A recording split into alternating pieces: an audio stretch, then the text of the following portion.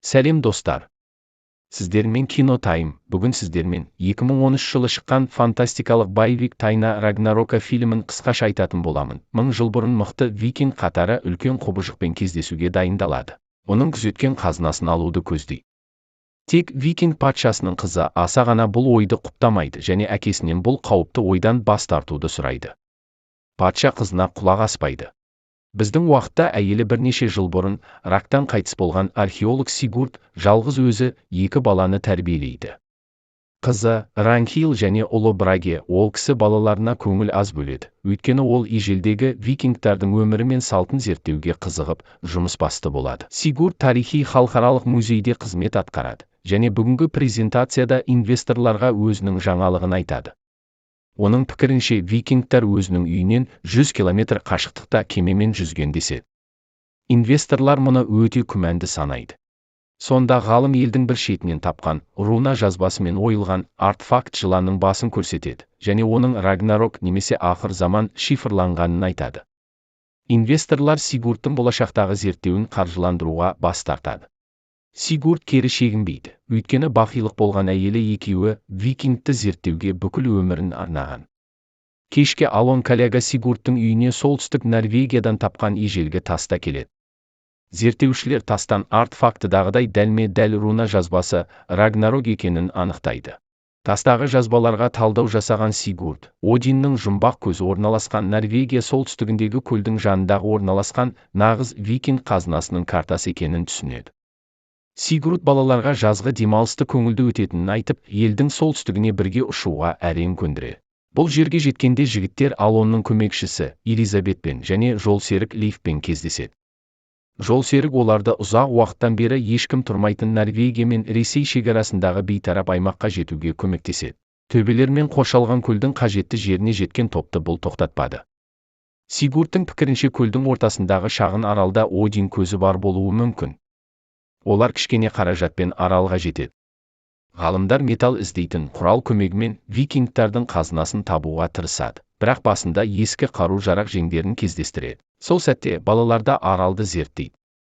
Ранхил ескі кеңес күзетші үйін табады, ал Браге жұмбақ үңгірге жетеді.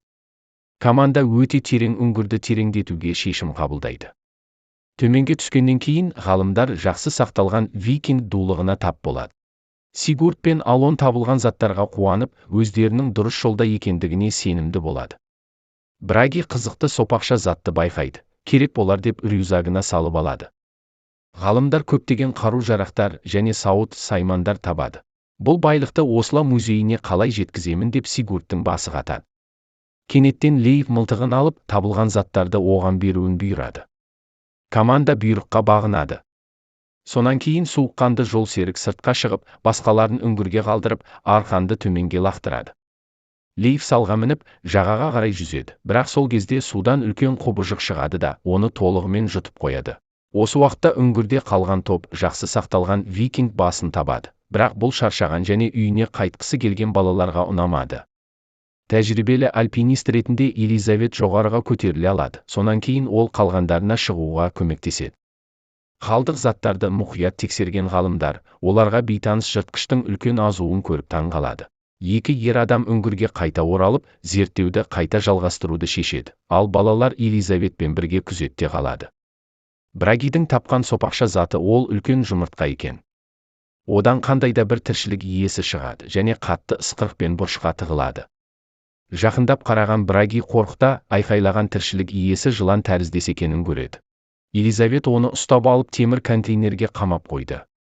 Сигурд пен Алон үңгірдің тереңіне түсіп, сол жерден викингтердің жаппай жерленген жерлерін табады. Зерттеушілер 1000 жыл бұрын бұл жерде көптеген батыл жауынгерлердің өмірін қиған жыртқыш аңдар өмір сүрген деп пайымдайды. Кейін кенеттен осы жыртқыштың құрбаны болуы мүмкін ежелгі солдаттың сүйегіне сүрінеді. Оларға осы үңгірде алып жыртқыш әлі де болуы мүмкін деген ой маза бермеді. Және көп ұзамай алыстан алып жыланды байқайды. Ғалымдар балаларға үлкен қауіп төнуі мүмкін деп асығыс олардың жандарына келеді.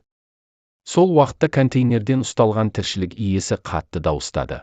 Содан кейін көп ұзамай бір үлкен күшпен есікке бекітілген арқанды суға тартады. Құрылым көлге құлап кете жаздады, бірақ оны біраз уақытқа жағалауда өсіп тұрған ағаш тоқтатады.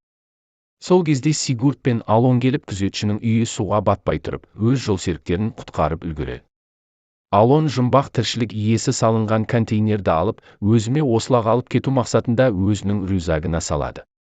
Бұл қауіпті аралдан тезірек кету керек екенін олар түсінеді. Олар металлюкті арқанға байлады және көздеп тұрып лақтырады да ағашқа іледі. Алдымен аралдан көлдің жағасына балалар бет алады. Кезек Сигурдқа жетеді. Карабиннің бұзылуына байланысты ғалымдар жолдың ортасында кабельге ілініп қалады да, Елизавет оларға көмекке асықты. Үлкен құбыжық сол уақытта күтпеген жерден судан атып шығып, оларды жұтып қоя жаздады. Екеуі өлім аузында тұрған кезде Алонның атқан оғы құбыжықтың көзіне дәл тиеді. Барлығы жағаға аман есен жетеді. Құбыжық жайына қалдырмайтынын түсінген үлкендер балаларды көтеріп, орманға жүгіріп келе жатып тастанды қоймаға кіреді. Есікті жапқан бойда құбыжық соға бастайды. Біраз уақыттан кейін сыртта бәрі тынышталады, бірақ орманға қайта оралу өте қауіпті екенін олар түсінеді де, ары қарай не істеу керектігін ойланады. Сигурд викингтардың ойылған жазбаларының келешек ұрпаққа ешқандай себеппен су құбыжығына жақындамау керектігін ескерту екенін түсінеді. Және бұл жерден қалай шығу керектігін іздейді. Желдету құбырларын байқаған топ сонымен өтуді шешеді. Және біраз уақыттан кейін олар орманға апаратын басқа люкке шығады. Сигурд өзінің әріптестеріне жер бетіне шығуға көмектеседі. Сол кезде Алонның рюкзагынан жаратылыстың қатты шиқыл дауысы шығады. Сигурд әріптесіне қатты ашуланады.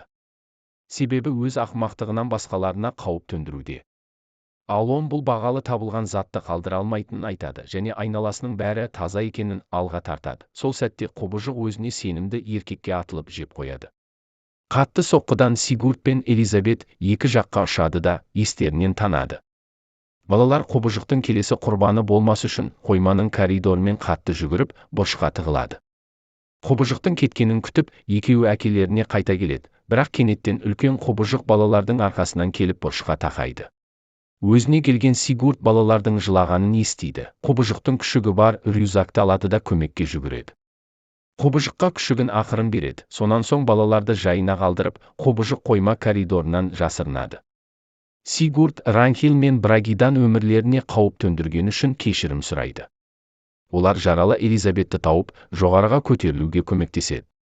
Сигурд викингтардың ескертулерін есіне алып, ежелгі құбыжықпен болған оқиғаны ешкімге айтпауды жөн санайды.